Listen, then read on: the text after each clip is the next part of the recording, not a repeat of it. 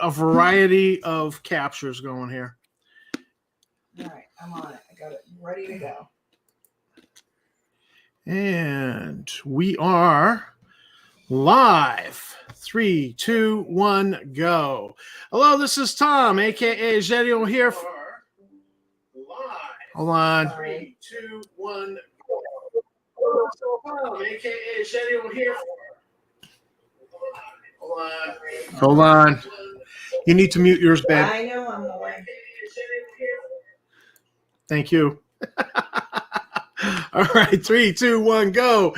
And hello, this is Tom, aka Jedio here for Tabletop Tap Room. And today we have Don Semora of Wizard Tower Games on. Welcome, Don. Hello, Don. Can you hear me? I can hear you. All right. So Don has graciously agreed to come on, consented to an interview, and I'm even allowed to ask questions that might deal with things that skirt some legal issues. All right. And I understand that you're under subpoena and all that. So if we get a little too close to the bone, go ahead, shut me down. I don't have an ego about that. No worries. But, I do know that you have a Kickstarter that is successfully completed. You're working on it. You and Tim Kask. How is that progressing? Oh my God, Tim Kask! What a hell of a guy. Went down to Cincinnati last week. Had a chance to sit down with him all day. Jim Wampler swung by and said hello. Tim, to say it's going well is an understatement. In fact, it went so well, and we'll talk about this, I'm sure, in a little bit, but Tim's agreeing to do other projects with us now. And, fantastic. So basically what's going on, hey Vic, how you doing? What's going on here is basically we did all the recordings. We got them all done. That went almost flawless. And we went ahead from there. I have the recordings. We've been converting them, kind of cleaning them up. We were in a meeting room and there was some back end traffic, noise in the back. So that's being all cleaned up, taken out. And then the QR codes are on all the cards. So we're going to be printing them and getting that all wrapped up and everything. So the hard part, believe it or not, was not the recording. It's taking the QR codes, assigning them to unique addresses, inputting them into the website, d20delving.com, and then getting all those to attach right. Oh, wow. Because they have to be attached right, because, people are going to scan a card, and if you have, like, as an example, you have a knoll, you don't want to talk about a pit trap. So that's been kind of challenging, but it's just logistics. We do appreciate your competence in this, though. Yeah. So I heard a rumor that that you and Tim Kask are actually working on another project. What? Is there any tidbits you can give us on that? Yeah, we me and Tim have a meeting tomorrow night about it. Tentatively right now we're talking about 3 or 4. But one that most likely is definitely going to happen. There's actually 2.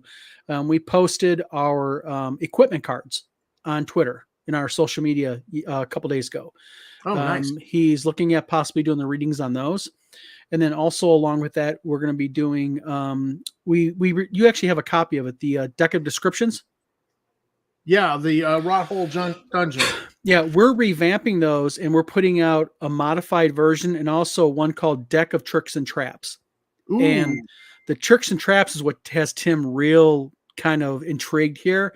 Fired because up, huh? I learned something about Tim that I should have already known. This guy can be just talking to you, and then all of a sudden start just on the fly, start throwing ideas at you. It's like the cards. The cards that you're going to hear in D20 Delving are not the same as what originally I planned for the game. We sent them to Tim to look at, and Tim went, "Do you mind seeing my ideas?" And I'm like, "Sure." And he sends them to me, and I'm just like, you're at the hands of a master. I'm not joking. He is just 50 years of experience this guy has. And the thing about Tim is he is so generous with sharing it. He's not keeping things close to his chest and saying, no, this is mine. He has no problem helping where he can. And I got no problem taking the help where I can get it, because, anything is better than what you do. Yeah, I did an interview with Tim and we talked for hours. He just so able to go on and on. So Yeah. Any other collaborations you got going on? Yeah, Vic's in the live. Me and Vic actually kind of were talking today and kind of got something pretty much cemented. And Vic, I'm sure will be happy to talk about it too. And that is, we're going to be putting out a card game, point-based card game at this point. Rules, very, very quick, easy rules. Very quick to play, 30-minute game maybe. Vic has been texting me and throwing some ideas at me. And again, Vic is another guy out there who is just a hell of a game designer. And his ability to just take ideas and run with them is really great. So we're going to be doing something. It's going to be tentatively. Vic, I'm using the tentative title, okay?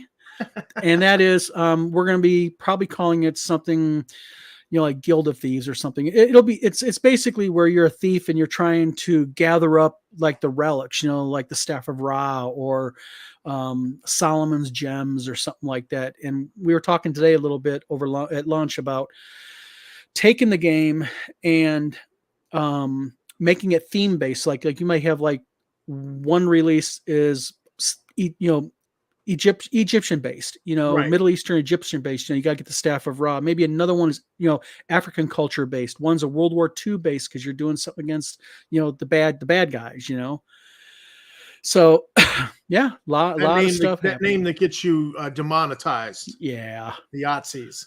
Yeah. Yahtzee. Yeah. So any other games in development? I thought I heard something about ogres and orcs or something along those lines. Orcs and ogres. Orcs and Ogres is it's a kid-based game. It's for children. And it's a game that's designed to get kids basically involved in role-playing games, that type of thing. So, okay. It's kind of like a fun, if you will, 10 and under game. Sure. Very, very, very, very, very simplified. Very, very, easy to learn for kids. Real quick, pick it up and run with it and all that. So, yeah. Kind of like Uno. Yeah. Yeah. Oh, guess who showed up? Somebody called Mario. Hello, Mario. Hi, Mario. I hope your evening is going good, sir. And then Victor says Interstellar Armor games. I'm looking forward to. Yeah, we're doing. We're releasing. Hey, Kim, how you doing? We're releasing Interstellar, the role-playing game, and also we have D20 Krieg, which is that's another one that's Tim's real intrigued with, is because I don't know if people know, but Tim is a huge military armor guy. He loves military history, all that type of stuff. Yeah. So D20 Krieg is going to be a tabletop game. You're going to take, we're going to do different versions. Like the first one's going to be the Normandy expansion. Ooh. So you can take the role of a tank commander for the British or the Americans or for the Germans. Then we're going to be releasing Kursk, where you can choose to be a German or a Russian tank commander. So they're going to be heavily themed, 3D printed tanks. So instead of having like little chits, you're going to actually be able to take physical figures that come with them. Then also, if you want to buy more, we're going to have little booster packs of, I think at this point, we're thinking about 12 pieces of armor or vehicles. So it's kind of a mixture. You're going to have like armor based with some infantry based tactics, because that's what's needed. And then Interstellar, the big one. So I'll get back to Interstellar. So this this World War II game is it more board game or more war game? War game. So you are going It's more war game. Yep, it is a tabletop strategy game for tank combat. So basically, if me and you were playing, Tom, and let's say I was the Germans, you were the British, you would have command of your tank, I would have command of my tank, but also we would have underneath us a platoon of various military vehicles. There's a specific amount of tanks you have to have, but then you're given so many points and you can spend those points on different other things, like maybe like you might have a anti-tank uh an anti-tank crew who has for Germans they'd have like a Panzerfaust or whatnot. The American might have a bazooka or something, but you would use those tactically to take. And the goal's pretty simple sounding. You have to take out two things. You have to take out your enemy's munitions and your enemy's headquarters. So it kind of sounds like a better version of Axis and Allies to me. You know what? I'll tell you something. I played a lot of Access and Allies and a lot of Risk. And I have to admit, Risk and Access and Allies both had a huge influence on me in making this. I used to play World War II tank combat, and I have a friend, Adam, who lives in the UK, who I know really well, and he loves World War II armored tank combat, but he uses the larger 172nd scale tanks where these are going to be little 28 millimeters. And, he has his own set of rules, his own thing. I've never played with him. He's never really gotten detailed, but, he's really big into it. And he's like throwing suggestions and stuff and everything. And again, I'll take the suggestions. You can't help but get better off of it. So that's very exciting. So Interstellar, tell us about Interstellar. What's this game going to be like? Interstellar is a sci-fi role-playing game. It's using our task level system, which is going to end up being also, once our new website goes live, it's going to be free for anybody to use the task level system for their games. Cool. Our attorney is drafting up a licensing agreement that is going to be as rock solid for the users, not for Wizard Tower Games, for the users as you can get. There's going to be very specific language in there that, the only time that we can step in and it's based off our experience as of late, is if you really use it for something, racist or hate based or something like that. Other than that, you know what? No, we don't monetize it. No, we're not going to later on. No, it's not it's not revocable on you because you're another game company making $5 million off of it, And I mean, hey, Hasbro, I mean, let's face it, the elephant in the room, this stunt that Hasbro pulled is BS. Yeah. And I'm not anywhere near any level that Trollord or Paizo or Cabal presses. Hopefully one day I will be, but sure. It is patently unfair for them. I don't care if the language in it allows it. The language is crafted to make people appear that they can run perpetually forever without any type of penalization. So that is going to be Interstellar, sci-fi based. Our system takes place in the distant future. Basically, the Earth is there ain't been any wars or anything like that. But what has happened is we've overmined and overused our natural resources. So oxygen is a commodity, and you basically have different species. You have humans with 3 or 4 subtypes below that. You have aliens, and then you have what they call synthetics underneath that. The synthetics basically are they're like a humanoid robot type, right? That were originally designed to be utilitarian type. They were designed to be doing the jobs that the humans did not want to do. That was too dangerous or whatnot, and they became sentient. So what you do is you choose your species, then you choose your guild. Based on your guild is going to determine your home planet or moon. The entire game takes place in our own solar system. So, you're talking about, Pluto and Mars and the asteroid, the Kuiper Belt and all the moons and everything. So, It's got a heavy Blade Runner feel to it, mixed with a little bit of Dune, mixed with a little bit of Star Wars. Again, I'm a child of the late 70s, 80s. Yeah. Well, you're speaking to a lot of my sci-fi Yeah. go-tos.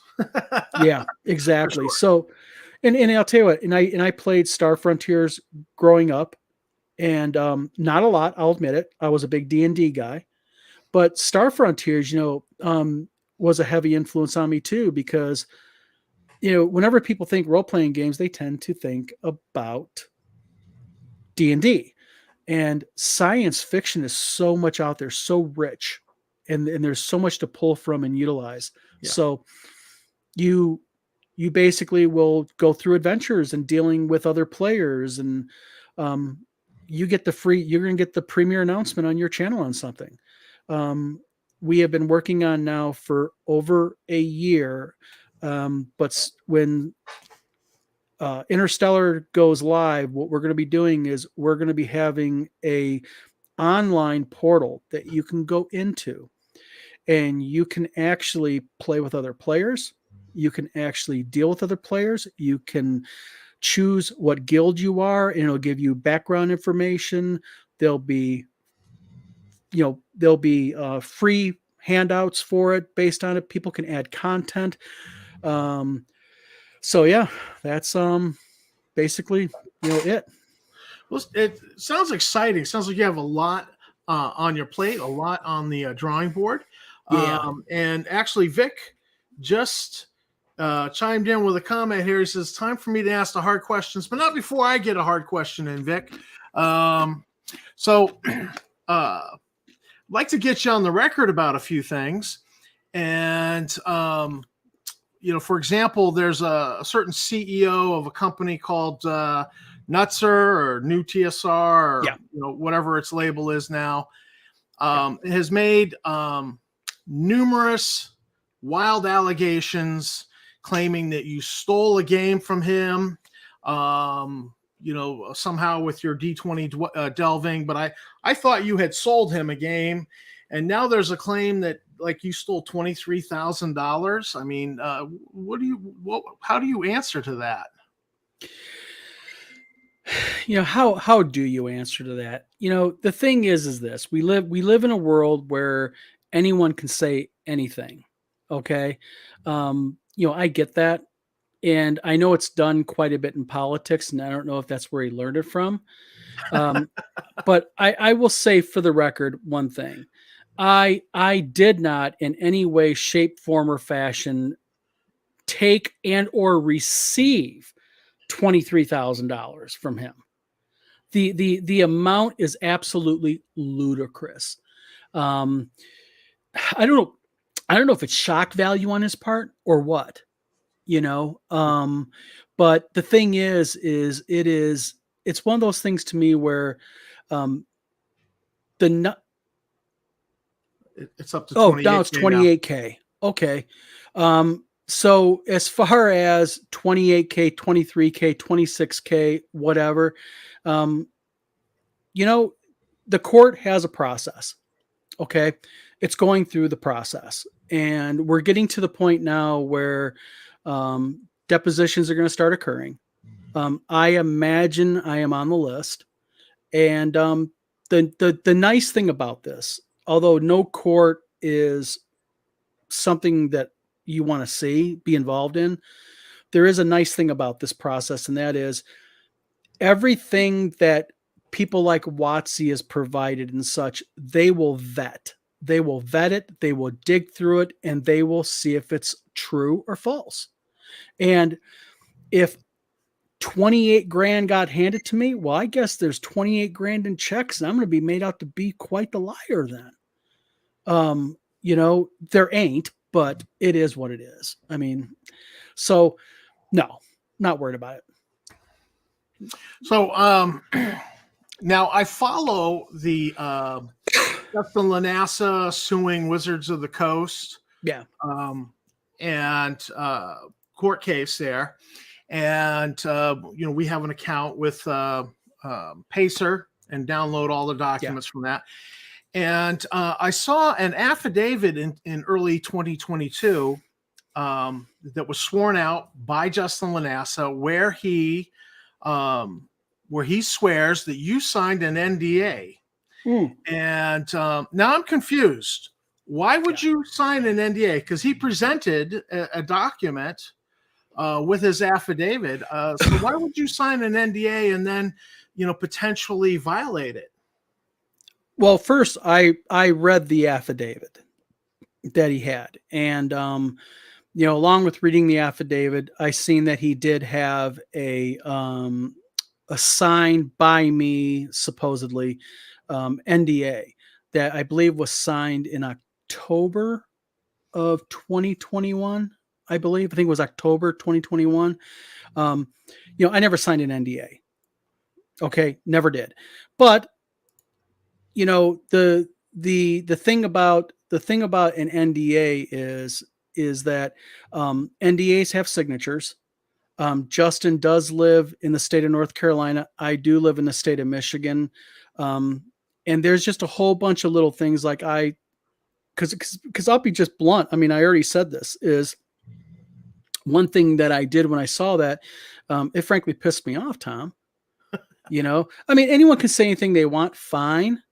Okay. But when you start taking my signature and you start placing it on documents, well, that would piss me off. Yeah, it pissed me off heavily. So, I went to my lawyer and I said, what do I do here? And he was like, you know what? Let's go see if that's your signature. And we had a handwriting expert examine the signature and the document that he presented. And basically pretty much the summation is that it's not my signature. There's no chance. There's like a 0.1 some odd percent chance that I could have, but there's a lot of stuff also that are involved here. Things like, where'd we sign it at? Okay. If he emailed this to me and I signed it, yeah, anyone can get an extra say anything they pay enough. Well, I'll tell you what, when the expert that you have has been admitted into federal court as a witness, has done work for the FBI, the Michigan State Police, and about a dozen other state polices, that'll be up to his lawyer to discredit this guy, because I'm sure that this guy's going to end up also getting involved in it because, again, we go right back to the whole thing. I can say anything that I want. He can say anything that he wants. Anyone can, and I know that. But what I'm just doing is I just take each individual thing and I back it up with not he said, she said. I do it legitimately. So more power to him. Well, I know when that came out, I did a video where I actually compared your supposed signature in that affidavit, in that NDA, to writing samples of Justin Lanassa, and I'm no expert. I'm no handwriting expert, but I am an artist. I'm the son of an artist, and so I kind of feel like I was employing those skills as I critically looked at the strokes of the pen, and it seemed to me, again, no expert, that there were elements of known Justin Lanassa writing samples that matched the signature that was supposed to be you. Did the writing expert have any opinion concerning, or can you speak to that at all? The handwriting expert did give an opinion as to it. And you have to understand there, when you have a handwriting expert look at a document, okay, it's not like the movies. They don't take a signature of yours and compare it and say, okay, that's it. Like, as an example, he wanted from me, my signature. He wanted like my signature on my driver's license. He wanted 12 signatures from me, but he wanted them what they call native in the wild. So like I got my banking paperwork, copies where you sign your banking paperwork. My marriage license, I provided him. way back, back when my wife married me and such. And so all of that. And he also, I was able to get him several from Justin because Justin wrote me checks, various business checks and personal checks to pay for D20, or not D20, but for Dungeon Crawl, excuse me. So he had a nice little smattering. He looked at the signatures, and in his opinion, number one, the signature is not mine. But number two, yes, he does believe that it is in fact made by Justin Lanasa. Oh, now, Justin will have his day in court. That's the way it goes. It's however way that you want to kind of view it. Sure. I know that he has a strong camp saying he's righteous in what he's doing and everything, and I get it. But at the end of the day, I think what all of this is going to come down to, at least the parts that involve me, is the validity of his claims, the validity of my counterclaims, the validity of, the information at hand, because emails can be tracked. If you're going to claim something was done, just like with the NDA, how did I sign it? Did he email it to me and I signed it and I emailed it back to him? Did I send it to him in the mail? Did we meet someplace? If so, where? Because this is another thing is, my house is security camered. And one of the cameras that we have is we have a camera that covers my front door and another one covering my driveway. And that's on 24/7. In fact, it auto opens up when you go ahead and you come to my home and you pull in my driveway. It would activate and record. I have all those back 4 years back, all the little mini recordings of everything. We just, because it's on a 5 terabyte hard drive. So he can't claim he came to my house. The security camera would be able to say, no, you didn't leave with a suitcase to fly to. Oh no, even more importantly, when you fly someplace, the TSA takes your information, Department of Homeland Security. Well, not only that, but there's kind of a really important thing here. And that is,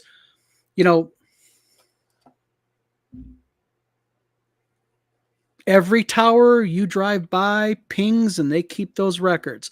And we have already gotten those records for the day, the preceding, and the post day of when I supposedly signed that. So I can show where I was.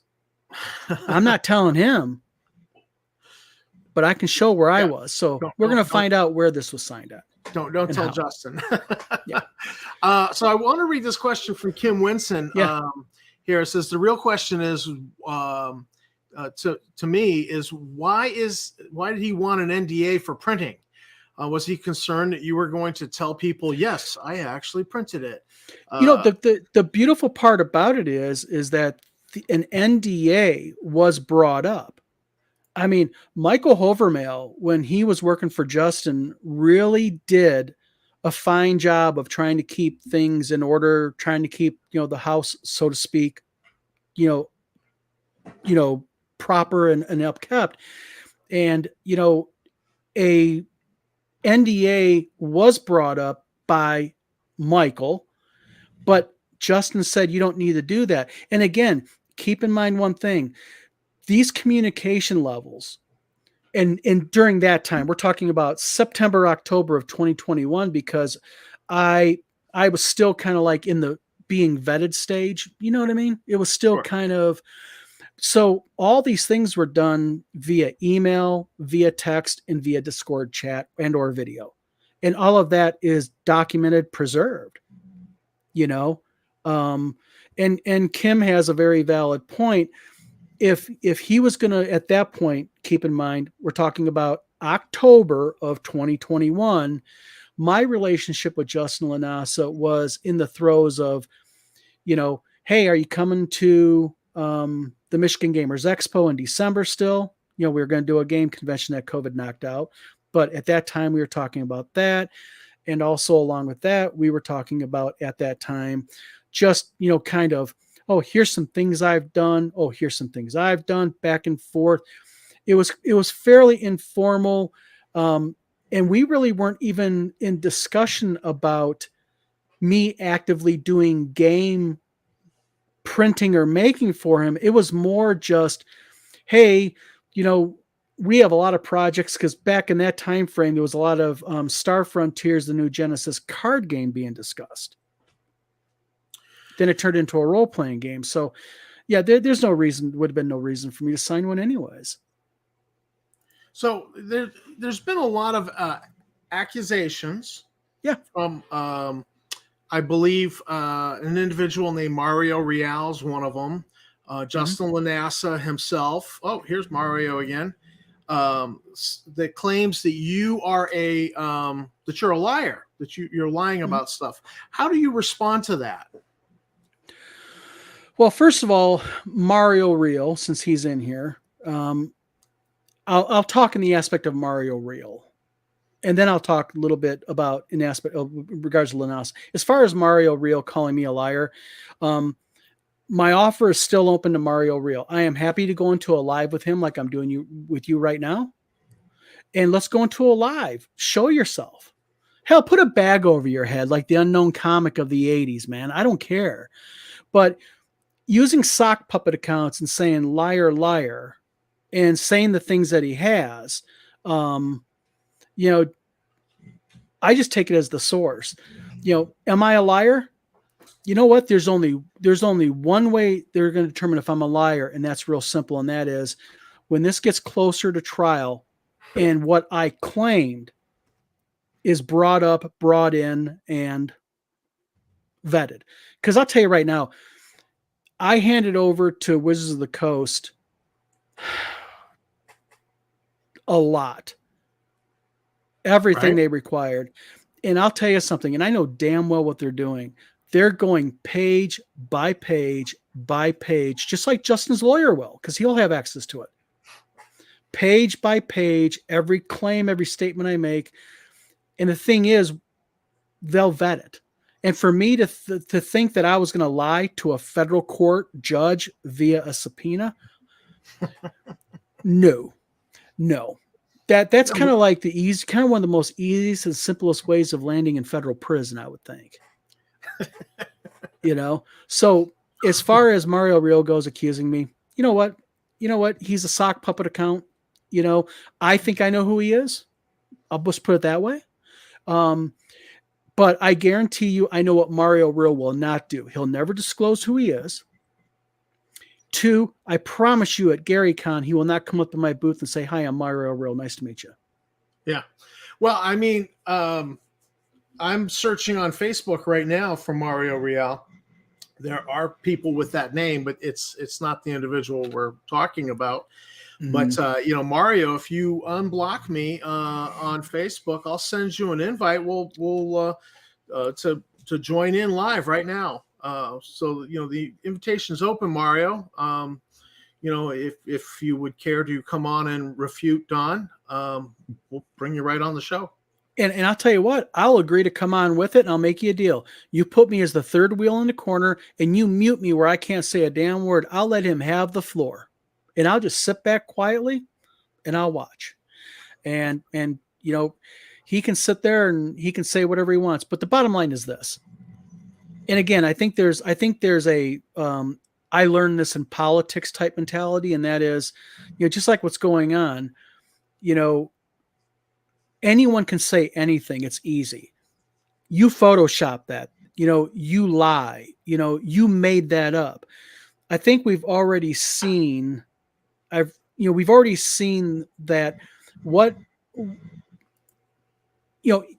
certain people, again, I won't say a name, certain people will post things online on their formal business accounts, then get called out on it, and then claim someone Photoshopped it on them. I mean, I just don't. That'd be like tomorrow me going online, typing on your video saying, "Tom, I can't believe you did this. I was never on your show last night." It's the same thing. And again, and I'm going to say something kind of cruel sounding maybe, but it's just how I think I deserve it based on the way he's went after my daughter. And that is, the guy's a piece of walking garbage. He hides behind a sock puppet account, Mario Real does. And, the reason why he hides behind a sock puppet account is real simple. Because he knows he's wrong. He knows he's a liar. He's afraid that if people knew who he really was, he's afraid of the backlash. And I'll tell you something. Why am I here right now talking to you? You've got a lot of subs. You have a good reach online. Why am I here? Why? Because I'm not afraid to talk with you. Because when these things come about, like you're mentioning, did you take 23 or 26? Now it's $28,000. For Christ's sakes, it's going up. Is there interest being added to this? And the thing is, things like that, or he lied or he photoshopped or whatnot. Okay, fine. That's my view. Fine. I guess the checks will be on Pacer one day when they release the information, But yeah, I think that number is growing, has been going, because I think the first time I saw it, it was 23. I'm sure Kim Winson has the record. 16. The first time that I saw it where it was more than what he gave me was I saw it back in, well, let's see here. I announced on N-World, and so did Michael, that we had been subpoenaed. Okay. And the next day, and keep in mind, timing. Again, timing is everything. I say this a lot. You think about this. Look at the day that I went ahead and I announced I got my subpoenas, and Michael did. Then look at what happened after that. That's when all this came about me. I mean, he was going after Michael beforehand, but nobody, he never said anything. Michael, amen. Absolutely 100% true. 100% true. The thing is, I tell people, it's not important what Mario said after I announced my subpoenas. It's not. It's not important what Lanasa said. What is important is what was said beforehand, which was absolutely, just like when he came on right before I announced I got my subpoenas, Don's posting, Don's going to be printing the games and sending them to everybody. And I made a very public Twitter post and I said, the hell we are, and he liked it, number one. And then number two, the text exchange we had where he said, maybe Michael hacked his computer and posted because he didn't send the email. So he doesn't even have the courage of his convictions on a tweet. Instead of saying, Don, hey man, I'm sorry. I almost F-bombed it. Sorry. Hey, I screwed up, Don. I apologize. I made a tweet on accident. Okay. Don't know how you could like that, but I guess so. Or an email, or I think he sent an email. But yeah, it's true. We don't hide behind sock puppet accounts. I don't have all these ghost accounts and everything else. God, it drives me nuts. I don't know how people keep track of that type of stuff, And I have been quiet because I am a subpoenaed witness, but I can talk a little bit. I mean, like I'm doing right now. It's by the way, David, I don't think Wild Turkey's it. I think you got the glass right, but I think Mario Real's choice is a pipe, not a bottle, but yeah. So I don't really engage them online very much, for a reason, because you can't argue with stupid people, but well, you can, but it's not successful. Yeah, true. But it's like my dad a good used to wife say. On the other side of the screen. That's right. Very smart wife too, Tom. But it's like what my dad said. My dad goes, when you argue with dumb people, it's like pissing into a ceiling fan. It just doesn't do nothing. I mean, it's fruitless. And yeah, exactly. And go ahead. So I was going to say that way back in 2021, you received an anonymous email threatening you to not get involved with Nutzer or Lanasa. And then in 2022, when Lanasa's lawyer was notified that you were on the witness list for Wizards of the Coast, you began to receive these anonymous letters again from the same anonymous email server. Well, Well, is there been any movement on the investigation? Who was behind that? yes. Can you talk about it? Yeah, a little bit. To do a little clarification, I don't know if Lanassa's attorney was notified that I was on a witness list. All I know is that I got the email back in 2021, the fall of 2021, and then never got any other emails. And then all of a sudden, once I announced that I had a subpoena, again, everything started at Don saying an N-word, I'm been subpoenaed. So then I started getting them, and I've gotten several. I mean, I've gotten some that I don't even talk about. They're just so vile and so nasty. And yes, I have turned them over to the proper people. I have filed complaints. They have been, yeah, ice cream. Yep, the code word. Um, I have. My complaints are being actively and aggressively investigated. And just gonna say it to everybody. If you think these anonymous mail servers are anonymous truly because they're in China, they're not.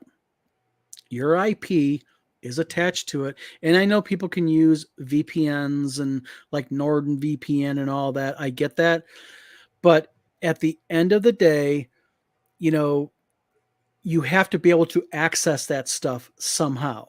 Like me, if I signed up for NordVPN or whatever it's called, yes, I can log into it and I can do it and my IP will be hidden and, yay, Tom can't track my IP, but Tom doesn't have the specialized resources that the authorities do. And along with that, in order for Don to access my VPN, I still have to, turn on my internet.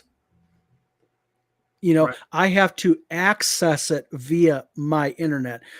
And these things are all like trains. You've got, okay, Don accessed it at 1 p.m.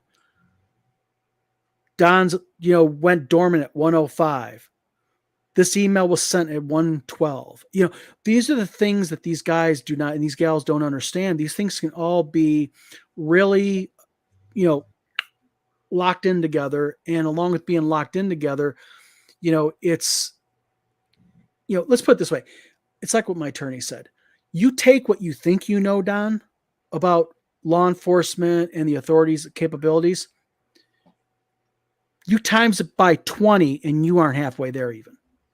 And so that's another reason I'm so confident about all of this. I'm not worried about being made out to be a liar. Go ahead. Vet what I say. I welcome it. I want to do it. I want them to do it. And that's what they are doing.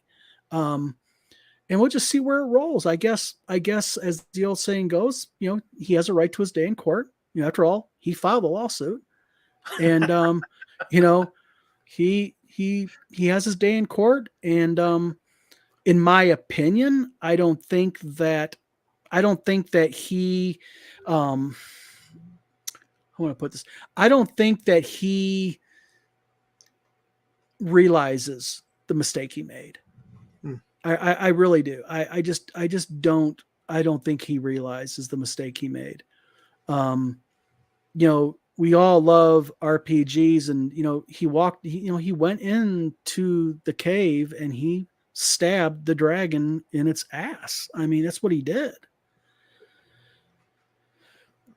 What about your attacks on Ernie Gygax? I didn't attack Ernie Gygax. I will clarify. Okay. Ernie Gygax and me. I'll just say this right off. You know what? Ernie's Ernie. I have had many, many phone call and video chats with Ernie. Ernie has never attacked me. Ernie has never, not been nice to me. I don't agree with a lot that he has said. I think he's made some online snafus, but that's Ernie. He has to bear that himself. I am not doing any projects with Ernie. I don't have anything planned with Ernie. You know, why is he sticking by Lanasa? I don't know if that's Lanasa he's sticking by or if he's sticking by the Dungeon Hobby Shop Museum. I think that's more of the reason for it. But you know, it's Ernie. I mean, you get to talk to him about it, and I welcome anyone to show me one time I've ever attacked Ernie. Yeah, I've never done it. Yeah, I'm baffled by that statement. Yeah, but more bizarre shit. I mean, that's just what throws it out there for the hell of it, you know. Oh, Eric, what? So if I were Mara, I'd have one wish and one wish only, simply to be a romance someday. Yeah. There were there's been numerous attacks. Well, actually, let's go right back to the IP address thing. Sure. Because just recently, an IP address was used to edit Wikipedia repeatedly. Yeah, I saw your videos on that. Well done. And you know, so that IP address is out there in the wild now, and it's been linked back to Lanasa. And you know, so I don't know if are they going to be able to link that particular IP address to the one that's linked to these email addresses? Do you know? Or I have no clue. You know, whenever you file a complaint, you know, they do their own due diligence their own way. You know, I'm just probably one of many that they get every single day. You know, but due to the attacks on my daughter, due to you know, a lot of stuff is posted online, like making the comment, you know, I'm going to send a teacher I know their staff all about their husband. You know, my wife's a teacher. right. You know, these type of things, and what individuals, and I'll just say this in general online, some don't seem to understand is that, you know, depending on what state the person you're going after lives in, like in Michigan, you know, we have laws in our state specifically that make that type of conduct a crime. Huh. You know, that make that type of crime, you know, criminal stalking, criminal harassment, terroristical threats, you know, impeding the I think it's called impeding the happiness of others. No, impeding the safety and well-being of others by intimidating them. You know, and you know, all that crap was taken down, but it was only taken down because it was ordered to be taken down. You know, if once this is all over with, however way it goes, I have a feeling it's all going to go click, click, click, click, click, go back live. And that's fine because, you know, I don't know how it is in Mario Real's home state, but in Michigan, that shit don't fly. So it sounds to me like there's potentially a criminal investigation going on in the state of Michigan into this harassment and witness intimidation that went on. My attorney is heavily involved. Yes, I filed a criminal complaint. I was told the avenue and agency to file it with, instead of just being a rando guy on the phone calling up, I involved legal counsel because I think legal counsel has a more punch, you know, to it. And, you know, let me tell you something, especially in this culture that we're living in right now, especially is, you know, making veiled threats against teachers is not a cool thing to do, you know? Second that. Yeah, and that tends to rile people up. But, you know, again, I'll go right back to my initial statements about this. At the end of the day, this is all going to get vetted. It all is a process. I'm a patient guy. I have on my backup drive right there, I have a specialized folder, and as I see it, I screenshot it, but also I video capture my screen with me engaging it. So now it's just not a image that I claim was there, and that could have been photoshopped by me. Now there's video of me engaging with it, clicking on it, doing with it, and covering my ass. So I've heard Tenkar say this phrase before. What's that? Eric? What's that? Eric Tenkar, about keeping the receipts. Are you telling me that you have the receipts? Absolutely. I'm going to tell you something right now. I learned a long time ago that, you know, claiming something is great. Anyone can claim anything. Okay. I mean, I know people online that claims that, they're best friends and have done personal work with Michael Biehn, the star of Alien, one of the stars of Aliens, but keeping the receipts is more than just a screenshot. Keeping receipts is things like doing your own due diligence, Tom. An affidavit out there with my signature supposedly on it. I had that in the hands of a handwriting expert within 7 days of me seeing that the first time. I wasted no flipping time.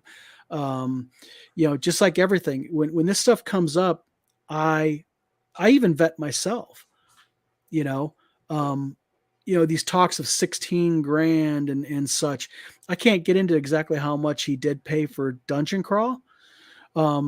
It wasn't 16 grand, and it wasn't 22, 23, 26, 28, whatever it is now.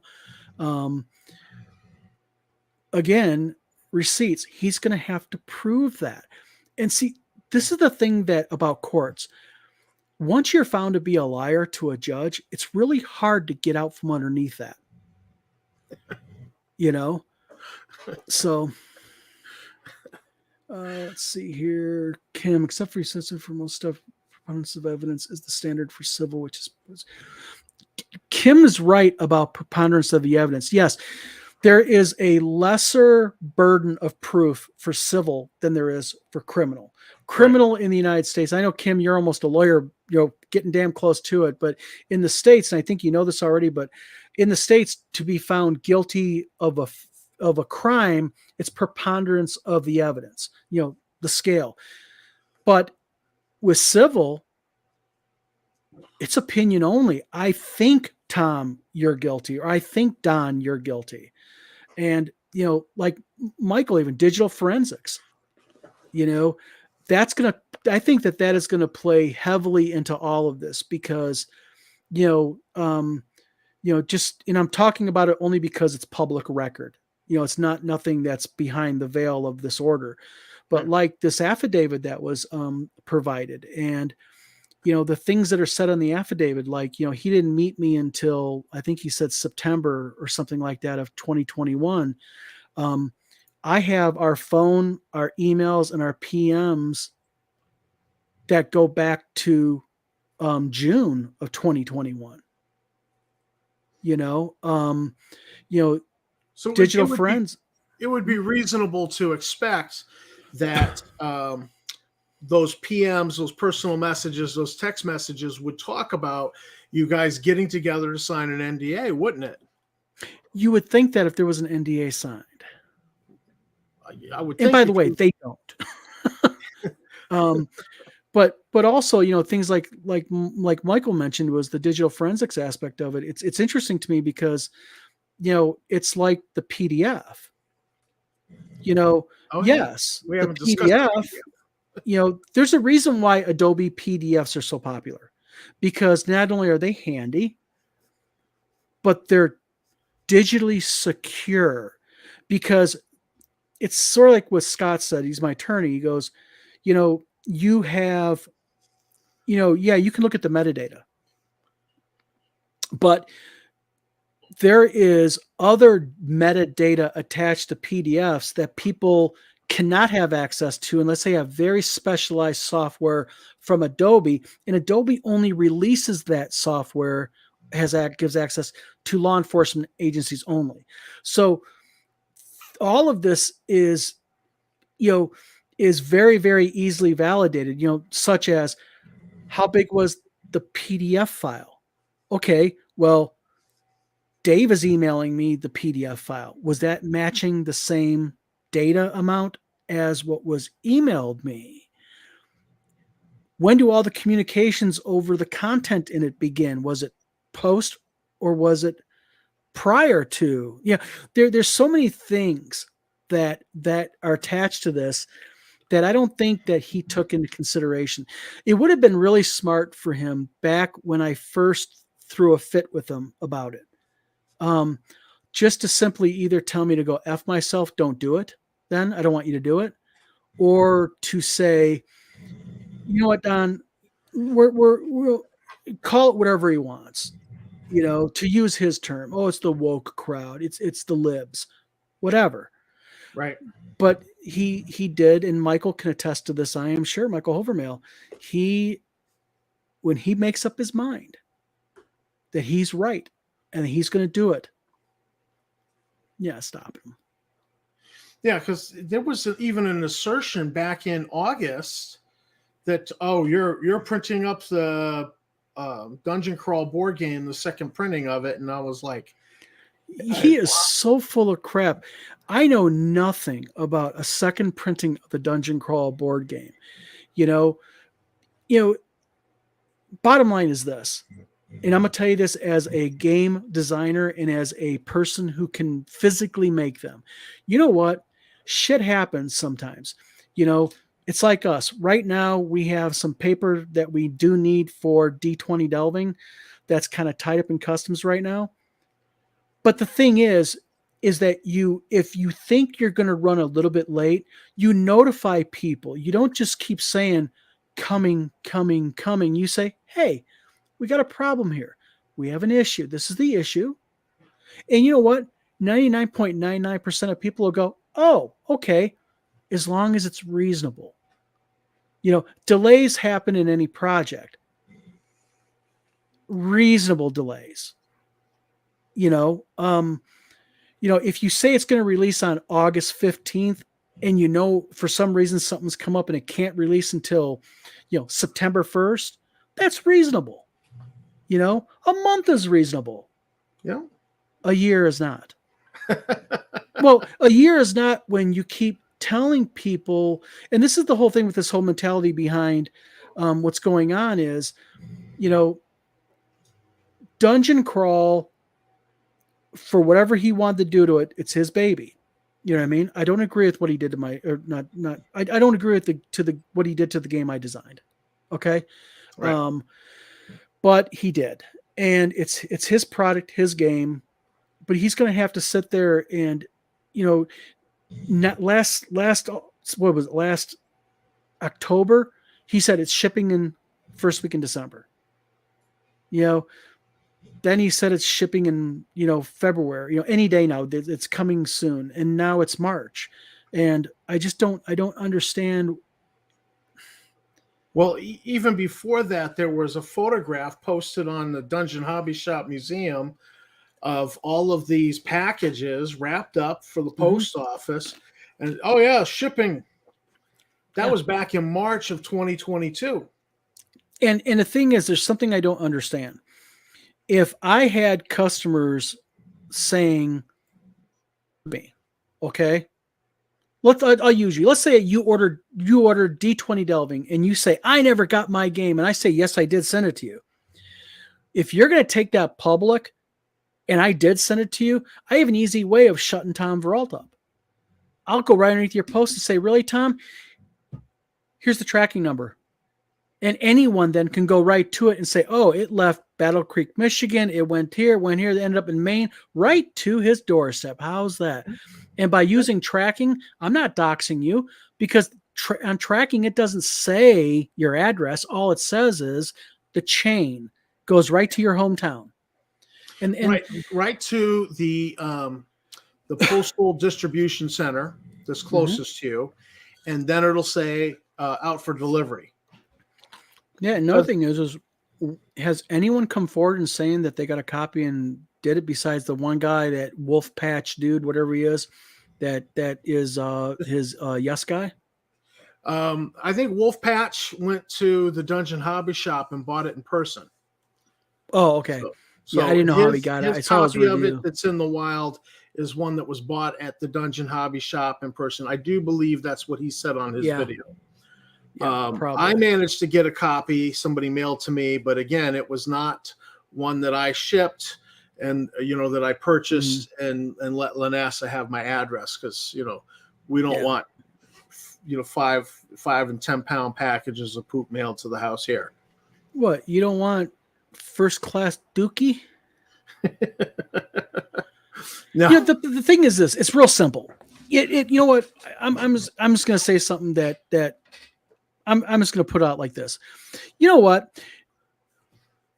The hard part is making the games, developing the games, play testing the games, editing the games. Lord knows, like I'll give you an example. We've had the D20 delving ran through with a fine tooth comb. Tim even caught a couple of things.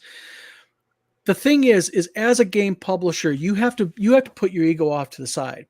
Like I posted a picture of, I believe it was the slime card. And I think, Richard T. Balsey, who's a member of the group, said, "Hey, Don, Audrey, look at that. That comma could be placed a little bit differently to give it a little bit better context." I looked at it. I was like, damn it, he's right. He's right. Yeah. So I went ahead. Not only did I change the comma, I acknowledged him in the group by saying, "Richard, thank you very much. You're right. I made that change. Appreciate that." Nice. But that's all the hard part, all the editing and everything. The most simplest thing that you can do as a retail chain, anything like that, is ship the damn product that people purchase from you, period. Yeah. So Kim Winston says, sadly, living in New Zealand means it would be a little expensive for me to order a Nutzer product unless someone undercuts them by selling PDFs like Vince did that time. Yeah, well, people are going to do the PDFs and ship them out. And you know what? I was very, I'll be admit, I was very anti-PDF for a long time because I did not want like doing a PDF of Haunted Ruins. I know that people are going to share it and whatnot, especially if anything ever got popular. But there's also a thing that you have to you have to understand as a publisher, and that is you have to comply and get with the trends. PDFs are wildly popular, and for the average publisher like me, I think we have now, we're at this point, I think we're for Haunted Ruins, I think we've done a little over 500 of them now, which is good. Something that I would sit there and be very happy with. Sure. That I am happy with. And let me tell you, Haunted Ruins, I don't know where my copy is. That is an incredibly well-written module. Thank you. I was blown away by that because I'm going through it going, it's like one of those infomercials, but wait, there's more. Yeah. So here's the whole, but wait, there's more. But wait, it was like you went over and above board to add stuff to it that that just made it easier for a busy game master to be able to run this thing. It was just so much extra in there for the game master. It was so well done. And I thought, man, that's fantastic. Thank you. Well, that's the way all of our modules are going to be because, as a player, since 1977, I mean, good Lord, 45 years now.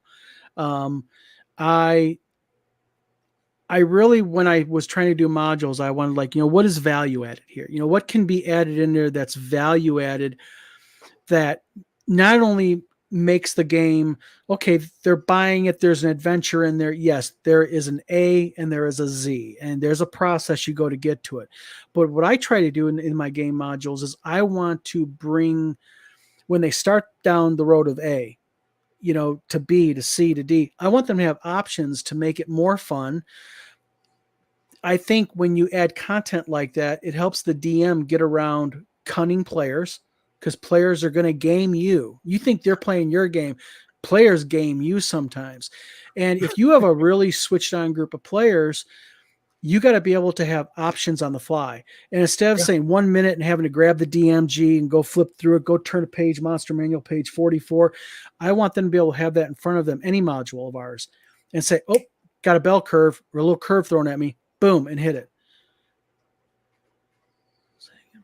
Ugh. See, this is exactly it. This is this rando shit that this guy spouts off with that I don't know if, well, it's 9:15 Eastern Standard Time. So I don't know if that's the result of good quality meth or bad quality meth. You know, I saying it and proving it are two different things. What? You know? But yeah, the thing is we just, all of our, this, and you know, and this kind of carries into something. We made a mistake last year in 2022 and in the latter part of 2021. And that was, I put unrealistic dates on releasing product. I did. Okay. And what I did is I sat down a couple months ago and also recently and just kind of said, okay, wait a minute here, look. What is it am I putting out? What can I put out? Where are they realistically at? Yeah, with a few hits of, I like that 10 car, a few hits of O2. But I looked at when the new website comes out, it's really cool because you're going to be able to click on like role-playing games. And when you click on like board games, you click on board games, it'll open up all of our board games that are released and pending. But when you click on it, you're going to get imagery of the game. You're going to get a detailed description of the game, and it's going to give you very, very accurate data. And then there's a scale on the very bottom, and the scale is the development scale. And you're going to be able to see where we're at in development, editing, play testing, artwork, all of that. And it's going to be a sliding scale. And you're going to be able to see that change because that is actually going to be hooked up with a development suite that we actually picked up a couple days ago. And what happens is you enter all these game systems in the suite, and I can go ahead and I can enter information on them, and it'll automatically update our website. So like as an example, if playtesting is complete, we're done. I mark it as complete, it pings, and that bar goes to 100% completed. Zip, automatically. Okay. So people are going to be able to see on the fly where we're at on products. And there's going to be a very simple thing with Wizard Tower now. When we say we have a release date, we're going to try to keep as close to 100% accuracy as possible. You know, I think that, and nobody's been complaining or nothing, but I just think it's a mistake I made where I said it's going to be out in April. There's no way I could have got it out in April. I was plugging dates in at the time, trying to figure all this out. You know, I brought on a person who's now going to do my social media named Emily. You know, Michael Hovermill is doing some contractual game design with us. So Michael's going to be, I think he's already letting people know. So he's got a new job. He just started, but he's going to be also doing some stuff for us here in the near future also. Yeah, Michael's like he did, like he helped with D20 Delving. So there's that. We're slowly looking at expanding and doing. Right. I am probably going to be in some formal offices here. I'm going to be making that announcement. We're going to be in some formal offices probably in April-ish. We were supposed to be last year, but we had a fiasco with the building owner.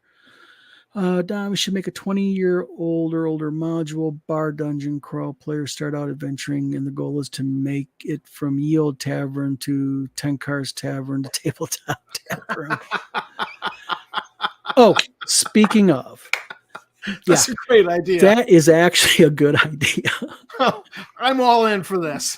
You know, but also just something shout out real quick to though I want to say something to people like you and Eric Tenkar and Kim Winson and David Floor and the whole group.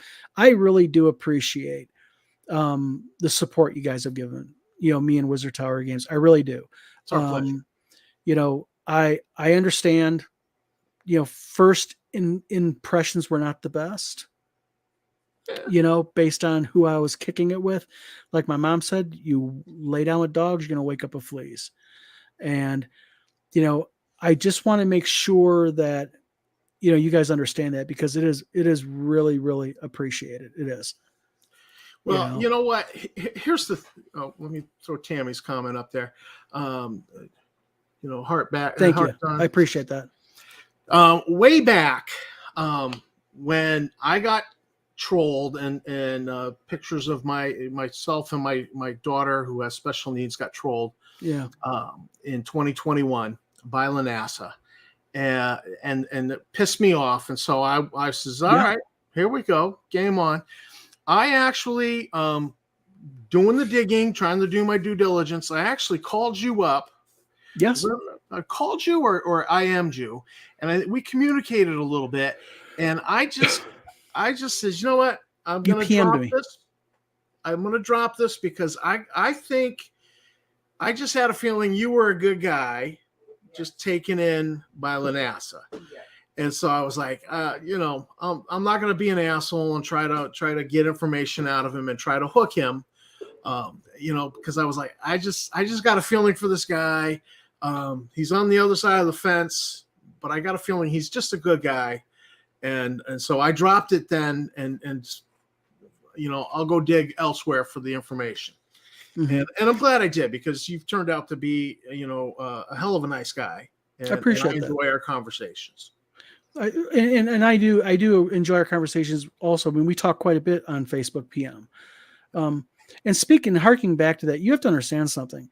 When I know I'm playing the ignorant card here, I was ignorant, but when I first met Justin, I didn't know who Justin Lanassa was. He was just a name. I thought I saw TSR. I saw that initial Facebook post. TSR is back. Old school gaming is back, and I was just like, holy shit. And then that first phone call with him, they're doing Ernie's dungeon in, 3D modeling it in Demio, the 3D dungeon, you wear the Oculus and all that. Larry Elmore's doing Monster Manual 3 for him. And, Jeff Easley's doing this, and, Darlene's doing that. And all these things that were being said, yeah. I admit I had, a partial fanboy reaction because of the names, because these were legendary names I grew up with. But also, I just thought, wow, TSR is back. I mean, they're doing all this stuff. I mean, Gaming Goat was covering, going to carry all their games, and all these things that he claimed. But the problem is, slowly but surely, things would be contradicted in odd ways. What was the point what was the turning point for you where suddenly, the blinders were off? The turning point was when me and Justin and Michael Hovermill were on a video call. And this was probably back in late November of 2021. Okay. And already building up to that, there was things like this email, that was sent to me. It just didn't rub me wrong. He was really pointing this at Stephen Deinhardt, showed me a copy of Stephen Deinhardt's NDA he signed with his address, and saying that, this will probably track to a Starbucks in Lake Geneva. And just weird things like that. Like, where would you come up with a Starbucks in Lake Geneva? Just weird things. And then we were having a 3-way video convo, and he was mad about something, Meg the Sorceress or something, he was mad at. I don't recall exactly what it was. And he said some things in that video. He blew up. He blew a sack. And no, enough, enough. And I just decided then that it was time to take a step back, maybe, and, the sale of Dungeon Crawl went through, and, I thought, okay, well, he's calming down now, maybe it was just an act of anger. I saw all the vitriol online by everybody, just everybody was after everybody. But things stirring like, the and pot. but also it was late December, and it was actually Eric Tenkar that did it with me. It was when Eric Tenkar was doxxed, and Justin's showing me pictures of his order form that he filled out and sent it to, and then saying how he was going to have guys show up and have badges flash in his face and all that. And it's just like, there was no, there's no hold on him. When he gets mad, he's mad. He's not rational. He won't be rational. He doesn't listen to anybody. I don't know how many times I saw Michael Hovermail say, Justin, please let me handle this. I'm getting things calmed down and you're pissing people off the next day. And I don't care. I break the checks in this company. I'm the one who does this. I'm the boss. But the subtleties, acting one way with Michael online with me and then texting me different things, trying to get me obviously to be mad at Michael, things like that. And I just decided enough is enough, man. I mean, you get to the point, and then I went back on my impression, and that was the first part of the year. He asked me, could I knock out Interstellar for him? He wanted me to get it laid out for him. And Interstellar sorry, my apologies. I got Interstellar in my brain. Literally, I got a stack of shit right here. I got to get done with it. But Star Frontiers. Star Frontiers New Genesis. And, I did the cover for it that he gave me the art for. I did that cover that you see that he posts online with the guy coming out of the portal. Right. I did that cover for him. And then when I got the manuscript via Dave, I thought they were trolling me. I thought they were just playing games with me. Like, haha, let's get him, yeah. Michael mentioned we compared notes. I remember that we were on the phone, me and Michael talking, and it's just like, wait a minute here. He's saying this. Well, no, he's telling me this. What? Yeah. And it was just like A and B were not equaling nothing. But, the thing with him is when I got that email from Dave, and then I called him up immediately, and I was like, Justin, I got the manuscript, man. He's like, oh, good. I'm like, Dave sent it to me. He's like, yeah. And I'm like, what are the races in that game? And he told me. And I was like, oh, funny. Oh, the woke, I don't care what people think, blah, blah, blah, blah, blah, blah, blah. The woke this, the woke that, libtards this, libtards that. It's not derogatory. That's a term still. They use that term and all that. And we had the Negro term. Yeah. Oh yeah. The Negro race. Oh yeah. They use that term. It's like, I call my brother an asshole sometimes. It doesn't mean it's right for me to call my priest that.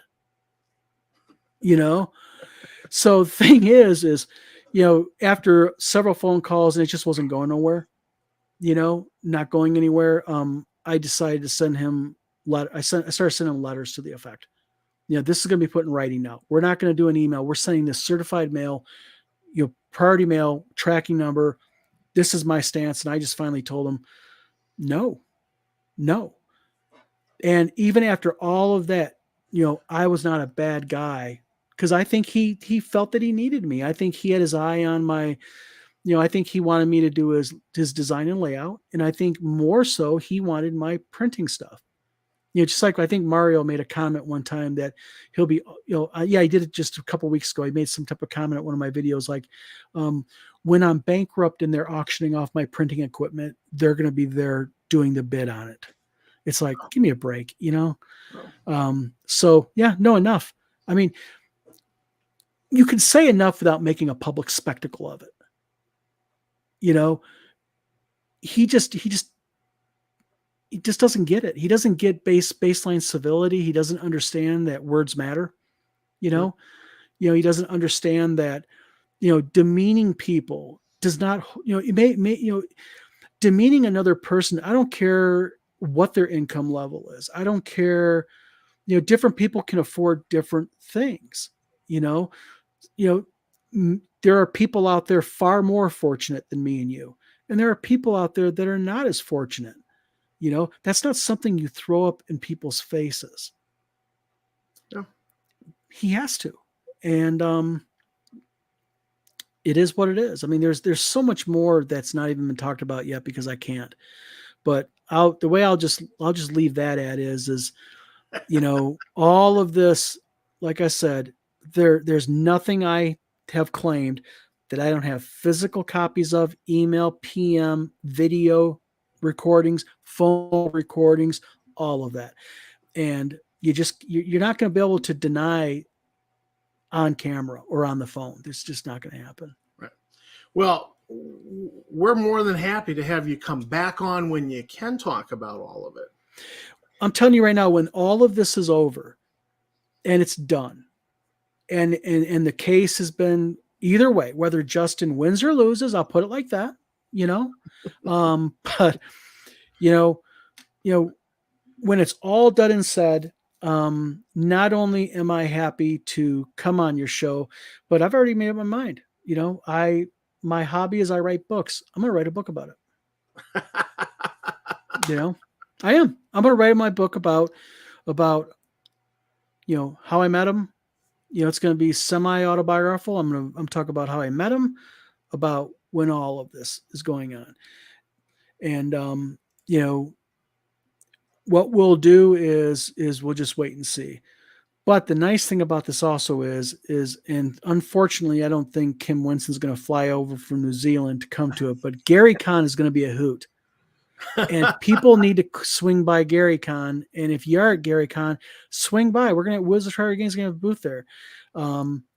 Swing by, say hello. We're going to have a next to our booth, part of our booth for free is we're going to have a Tomb of Horrors wall with the face. I'm working on that right now. I 3D printed it. And you can go and have a photo with the Tomb of Horrors face. It's going to be lit up and everything real cool. Oh, cool. So swing on by. There's no charge for it. We're just doing that as a fun thing to have people come by and take pictures and have fun. And by all means, say hello. I've talked to you. I've talked to Eric and I've talked to Vic and a few other, but there's a lot of people I've never even physically talked to. Love to meet them. Yeah. Well, absolutely, man. I want to get my face. I want to get my picture taken with the Tomb of Horrors face. Oh, it's real cool. It's a full-size Tomb of Horrors head. Oh, man. And I'm going to have it like on a stone background. It's only going to be it's going to be relatively small because I only have one booth, but it's going to be a little thing off to the side that, if you want to walk up to it and take a couple pictures, I don't know. I know people, some dress up and whatnot also. People more than welcome to do it. No charge, no nothing. Just. Oh man, that's exciting. Yeah. Something fun. I just think it's just fun, kind of give back to. And that's going to be Gary Con in 2024. 3. This coming up Gary Con. Yeah. Oh. Yeah.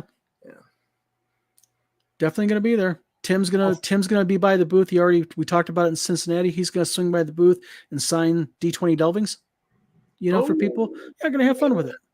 Yeah. Oh man, that sounds awesome. Yeah. So, Tenkar asks, did Mario pose for the face?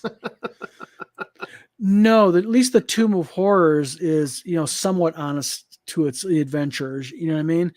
It's flat out designed to kill you. Yeah, it's definitely got that reputation. Oh, also TPK. Yeah. We have a series of modules coming out. They're called. Our first one's gonna be called. It sounds so nice. 6 simple levels. That's what the module's called. And it's going to be called our TPK series. And they're designed to be played relatively quickly, maybe a couple of sessions at the most. And it's going to have some pre-rolled characters in it, just in case you want to sacrifice your existing characters. Right. Because being high enough level. But there's going to be initially 3 of them put out. There's going to be one designed for levels 1 to 4, then 5 to 8, and then 9 up. That way, people at varying levels can still experience what a presumed total party kill is, but you never know. So if you're a 1st, 2nd, 3rd level character, you can partake in the initial one that's designed for your level. But right. They're very, very tough. They're full of very cunning traps, very cunning traps. Very, the dungeons are very small, but they're lethal. They're lethal. They can be. I am a customer.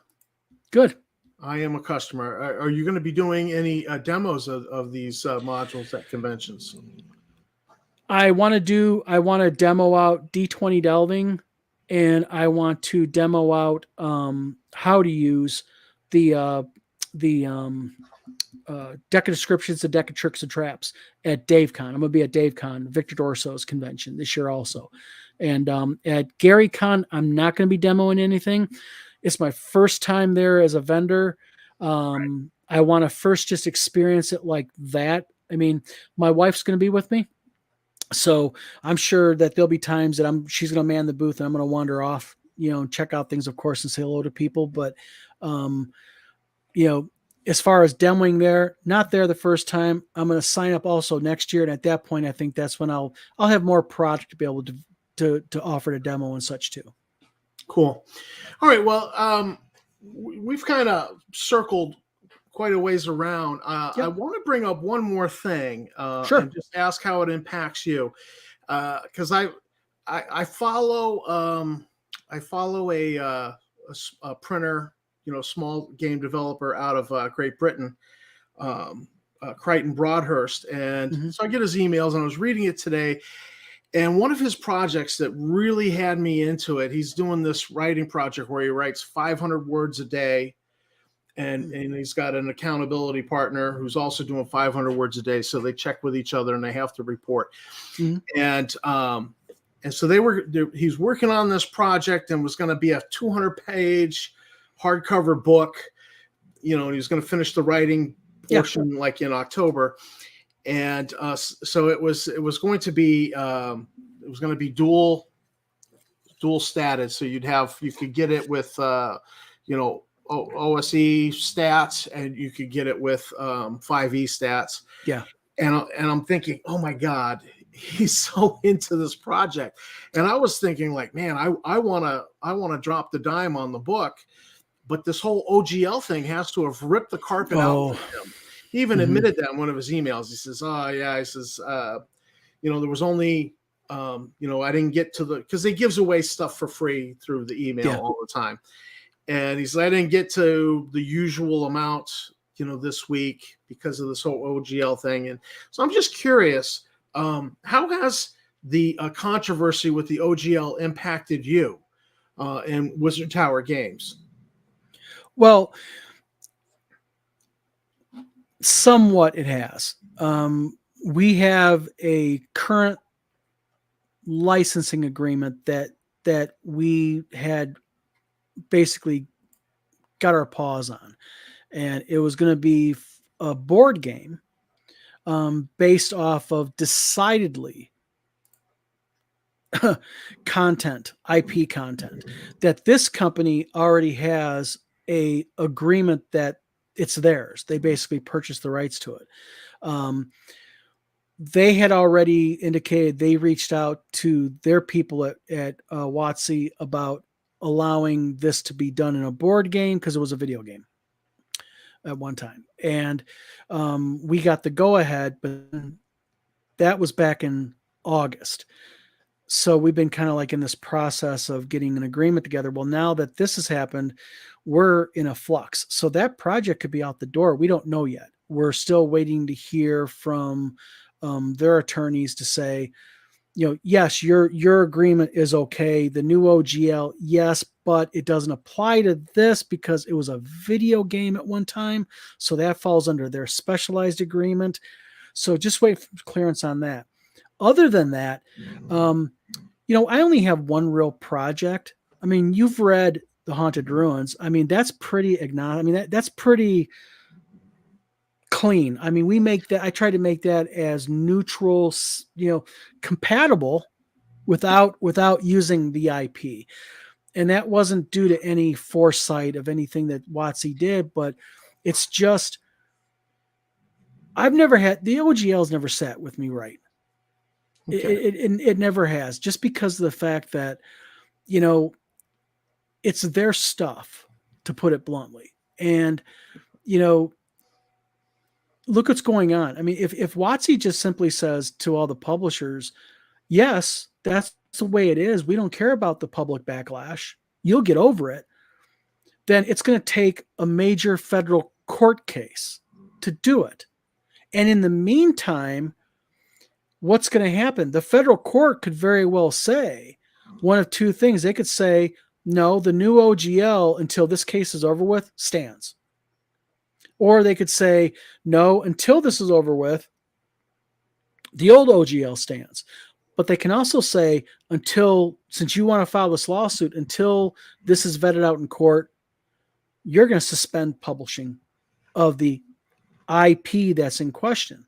So lawsuits have been talked about, but like what my attorney said, be careful what you ask for. You may get it, because because the court could very well say, because this is in contention, you're going to suspend all publishing of it.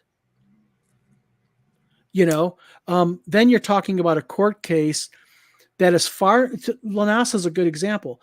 Look how simple Lanasa's case is. It's a very simplified, set of arguments. The lawsuit that would be filed over the new OGL would be very complicated because now it involves formal contract law, timing, all this stuff. So what ended up happening is you would have, I don't think this court case would be something gone in 2 years. I think this would be a 3, 4, 5 year, battle in the mud-filled trenches. It's going to cost a lot of money, with no guarantee anyone's going to be right. So we've decided, I've decided for Wizard Tower Games, the way I'm going to handle this is this. I have one 5e product out right now that's ready to go. And it's our player character trackers.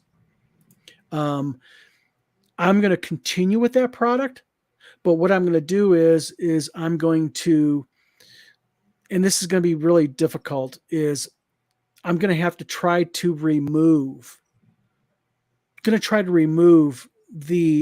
anything under the OGL that it covers. But the problem is it's 5e compatible, and 5e is a very unique set looking character sheet to AD&D or BECME or whatnot. So what ends up happening here is one product.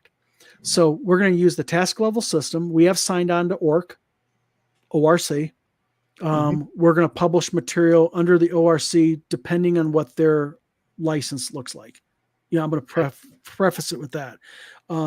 If their license is truly as they say it is, and my attorney goes, yeah, this is something they can't come back at you down in 5 years over, then what we'll do is we'll publish product uniquely to the ORC, but also we're going to be publishing task level system is going to pretty much be our driver that we're going to be using. But like with OGL, we are planning on doing 5e and AD&D stuff.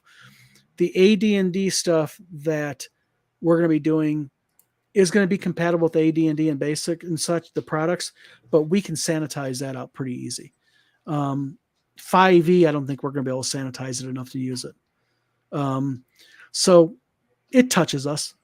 It could touch us major with the board game. That'll suck if that does, because I think that board game people would go crazy over based on the video game it's based on. Oh, well, I bought 2. No, this is a new board game that would be based on a video game that was published years ago. Oh, my bad. Yeah, this is something really, really cool. And to all publishers out there, trust me, don't ever say they're not going to do that. You never know. Approach them. Approach your target. Say, hey, this is my idea.